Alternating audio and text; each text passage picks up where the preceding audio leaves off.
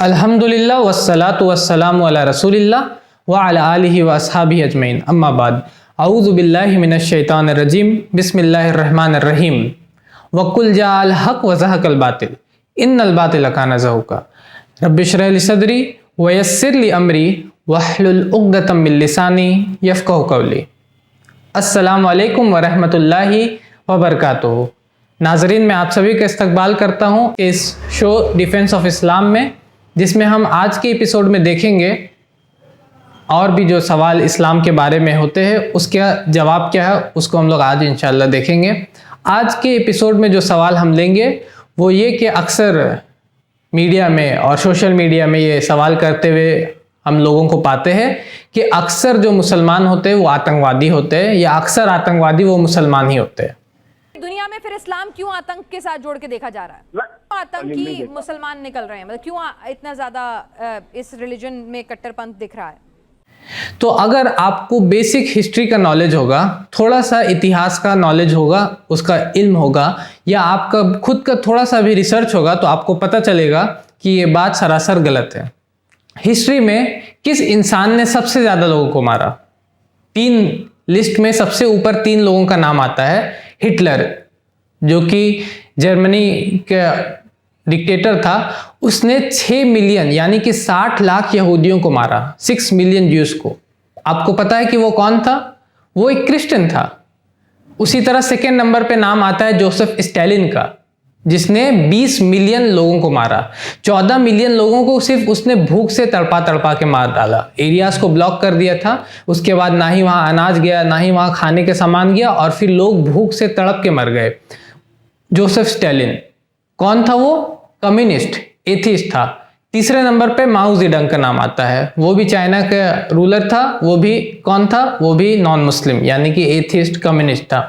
तो हम लोग देखते हैं कि जो बड़े बड़े लोग जिसने हिस्ट्री में ज़्यादातर लोगों को मारा वो मुस्लिम नहीं बल्कि नॉन मुस्लिम है। चाहे वो हिटलर हुआ, चाहे जोसेफ स्टालिन हुआ, चाहे माओ जेडंग हुआ, या और डिक्टेटर्स जो हुए। हाँ, कुछ मुस्लिम डिक्टेटर्स भी गुजरे हैं जिन्होंने लोगों को मारा, लेकिन एक हिटलर या एक स्टालिन उन सारों को शर्मिंदा कर सकता है। एक हिटलर ने 6 मिलियन 60 लाख यहूदियों को मारा, जिसके वजह से वर्ल्ड वॉर 2 हुआ।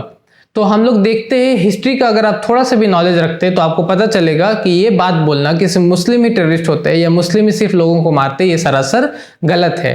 और अगर आप खुद का भी रिसर्च कीजिएगा, आप खुद से पढ़िएगा, तो अगर आप जाइएगा ministry of home affairs Indian government का ये वेबसाइट है, मिनिस्ट्री ऑफ होम अफेयर्स का वेबसाइट जो है, उस पर आप जाइएगा तो वहां पर लिस्ट ऑफ टेररिस्ट ऑर्गेनाइजेशन, जो टेररिस्ट ऑर्गेनाइजेशन है इंडिया में, उनका लिस्ट है। और उस लिस्ट में आप देखिएगा कि मुस्लिम से ज्यादा नॉन मुस्लिम टेररिस्ट ऑर्गेनाइजेशन है आपका।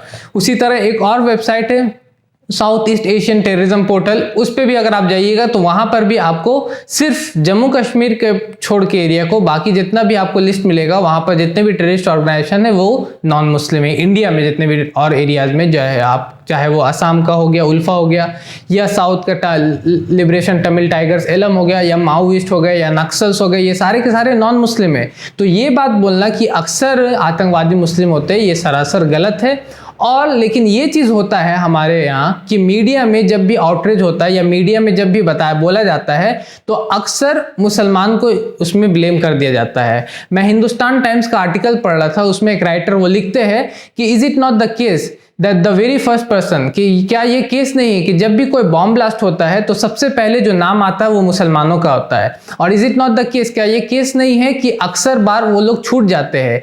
जो इतने लोग पकड़ाते हैं और जितने लोग पे सजा साबित होती है उसका रेशियो का डिफरेंस कितना है? वो बोलते हैं कि आप जाके national crime record bureau NCRB website है इंडियन गवर्नमेंट का, तो उस पे आप जाके देख सकते हैं कि कितने लोग पे इल्जाम लगाया जाता है और कितने लोग पे इल्जाम साबित होता है। और एक केस वो बता रहे थे कि मोहम्मद आमिर नाम का एक शख्स थे जिसको 14 साल जेल में रखने के बाद छोड़ दिया गया, ये बोल के कि वो बेगुनाह थे, और उसने एक पूरा का पूरा बुक भी लिखा, फ्रेम्ड एज अ टेररिस्ट उसके बुक का नाम है। तो ये चीज़ होता है हमारे यहाँ कि मीडिया में अक्सर मुसलमान को ब्लेम कर दिया जाता है, जिसकी वजह से लोग ये सोचते हैं कि अक्सर मुसलमान ही आतंकवादी होते हैं, जो कि सरासर गलत है। और लेकिन जब वो मुसलमान छूट के निकलता है, बहुत सारे मुसलमान जब छूट के निकलते हैं, तब वहाँ पर मीडिया में आपको उतना हाईलाइट नहीं किया जाता जिस तरह के जब उसको फंसाया जाता है, जब उस पर इल्ज़ाम लगाया जाता है, तब उसको हाईलाइट किया जाता है। और हद तो तब हो जाता है जबकि इस चीज़ को, जबकि किसी अगर कोई मुसलमान गलत काम करता है तो उसको जोड़ दिया जाता है इस्लाम से और कुरान से। हद तब गुजर जाती है क्योंकि लोग ये कहने लगते हैं कि कुरान में लिखा है लोगों को मारो। जबकि हिटलर ने 60 लाख यहूदियों को मारा तो कोई भी ये नहीं कहता कि यहूदियों को इसने इसलिए मारा क्योंकि यहूदियों ने ईसा मसीह को सूली पर चढ़ाया था, इसलिए वो ये बात लेकर के यहूदियों को मार रहा था। कोई भी इस तरह से नहीं बोलता। लेकिन जब एक मुसलमान उस तरह से करता है, अगर मान के चलिए कोई मुसलमान गलत काम करता है, अगर लोगों को मारता है, तो भी उसका वो गलती होगा, ना कि इस्लाम का। क्योंकि कुरान में अल्लाह ताला साफ तौर पे फरमाते हैं, सूरह माइदा सूरह नंबर 5 आयत नंबर 32 में, कि जिस किसी ने एक बेगुनाह को मारा तो वो इस तरह है कि उसने सारी इंसानियत को मार डाला, और जिस किसी ने एक बेगुनाह की जान को बचाई तो वो इस तरह है कि उसने सारी इंसानियत की जान को बचा लिया। तो इस्लाम कभी भी आतंकवाद का, कभी भी बेगुनाहों को मारने की इजाज़त नहीं देता।